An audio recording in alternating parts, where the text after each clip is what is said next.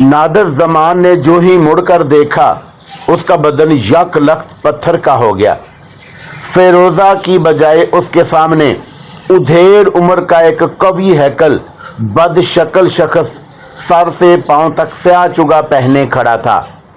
उसकी आंखें बेहद चमकदार, मोटे मोटे होंठ, सुर्ख और गालों की हड्डियां उभरी हुई थी और उसके सर पर स्याह पगड़ी थी जिसकी कलगी में बेशकीमत हीरा जुड़ा हुआ जगमगा रहा था।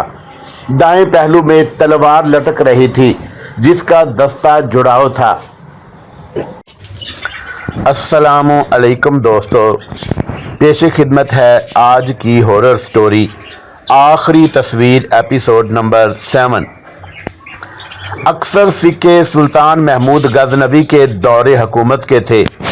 बेशतर सलातीन दुकन के अहद के कुतुब शाहियों और जीनियों की मोहरें साफ पड़ी जाती थीं। उनके अलावा खलजियों, लोदियों और राजपूत बादशाहों के इस्तेमाल में आने वाले सोने चांदी के बर्तन, जिनकी तादाद का कोई अंदाज़ा ना था, ये सब ढेर मेरी नज़रों के सामने था।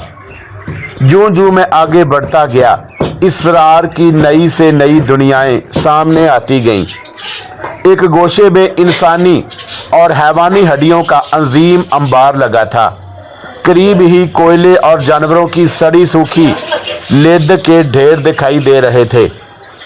मुझे याद आया कि हड्डियां, कोयले और जानवरों की लेद जिन्नात की मरगूब ग़िज़ाएं हैं। मैं दौलत का ये बेअंदाज खजाना देखने में महू था, जिसकी मिसाल में किसी बड़े से बड़े बादशाह का खजाना भी हीच था। हर शय पर गर्दो गुबार का एक अंबार था और यूं मालूम होता था जैसे ये खजाना सदियों से इसी जगह पड़ा है। उसमें बेशकीमत हीरे जवाहर भी थे। फिर मुझे हाथी दांत का वो डब्बा याद आया जो सूबेदार जलालाबाद आकाए तबरीज़ी को दे गया था। उसमें भी ऐसे ही नादरो नायाब जवाहर थे।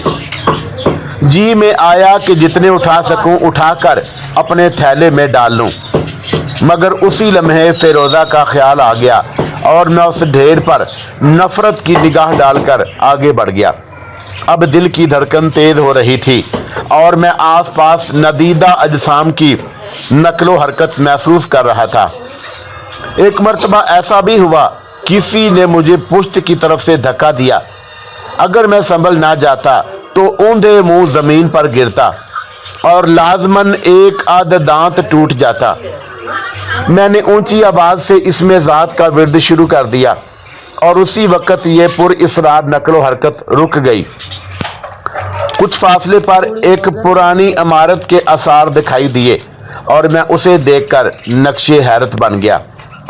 ये वही इमारत थी जिसमें एक मर्तबा फिरोजा मुझे ले गई थी और जहां मैंने एक छप्पड़ खट पर सूबेदार जलालाबाद को महवे ख्वाब पाया था। वही चबूतरा था, वही वसीओ अरीज दालान और उससे परे हश्त पहलू मकबरा जिसकी काली काली ईंटें साफ नजर आ रही थीं। मकबरे के ऊपर स्याह रंग का नारंगी गुंबद, यकीनन ये किसी बादशाह का मकबरा था। मैं बेतहाशा उस तरफ दौड़ने लगा। मकबरे के अंदरूनी सहन में एक तरफ वही मनहूस छप्पड़ काट बिछा था जिसके चारों तरफ पर्दे लटके हुए थे। मैंने आगे बढ़कर एक पर्दा नोच डाला, फिर जैसे हवास ने साथ छोड़ दिया। छप्पड़ खट पर खून ही खून था, ताज़ा गहरा सुर्ख खून। वहां दो लाशें पड़ी थी, एक लाश सूबेदार जलालाबाद की और दूसरी फिरोजा की थी। उनके सर तन से जुदा थे, बाजू और टांगें अलग अलग।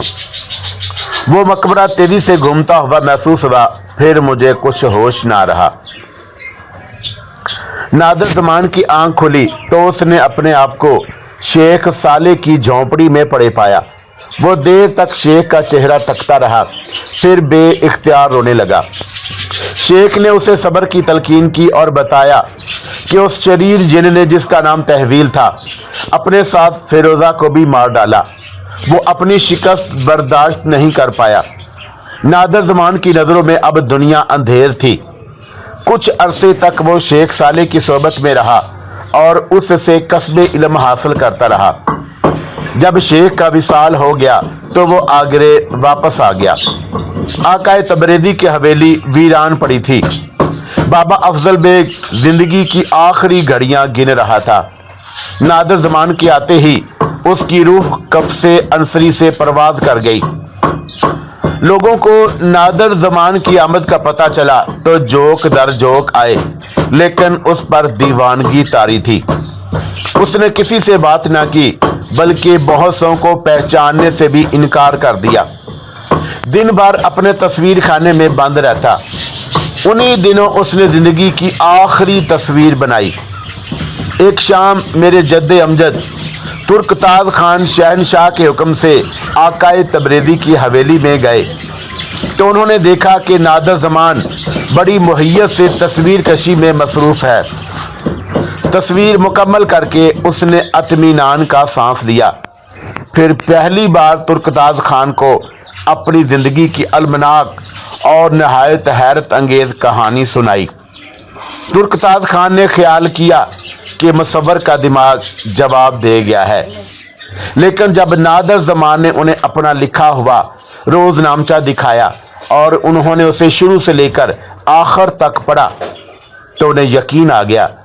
उन्होंने नादर ज़मान से बहुत इसरार किया कि शहनशाह के हजूर में चले और यह दास्तान खुद अपनी ज़ुबानी अर्ज करे, मगर वो बेनियादी से मुस्कुराया और बोला, नहीं, अब मैं कहीं और जाने की तैयारियां कर रहा हूं। ये तस्वीर और ये कागजात मैं तुम्हारे स्पुर्द करता हूं। हवेली आकाए तबरेज़ी मरते वक़्त मेरे स्पुर्द कर गया था। उसका तमाम मालो असबाब भी मैं तुम्हें देता हूं। और देखना, उसमें हाथी दांत का एक छोटा सा डब्बा भी है जिसमें दुनिया का बेशकीमत खजाना बंद है। उसे फरोख्त करके तमाम दौलत गरीबों में तकसीम कर देना। इस वाक़े के 3 दिन बाद खबर मशहूर हुई कि नादर ज़मान वफ़ात पा गया। उस रात जो लोग उसके करीब थे और जिन्होंने उसे नज़ा के आलम में गुजरते देखा, उनका बयान है कि वो किसी औरत से बातें कर रहा था और बार बार उससे कहता, घबराओ नहीं, मैं आ रहा हूँ, मैं आ रहा हूँ। और यही कहते कहते उसने हमेशा के लिए आंखें मूंद लीं। नादर ज़मान का जनाजा जब कब्रिस्तान में ले जाया गया और उसे कब्र के सुपुर्द करके लोग जब वापस पलटे तो उन्होंने एक हसीन और जमील नौजवान औरत को देखा। वो कब्र के पास कुछ देर तक खड़ी रही और फिर आहिस्ता आहिस्ता हवा में तहलील हो गई। अल्लाह हाफिज़ मेरे दोस्तों, अल्लाह हाफिज़।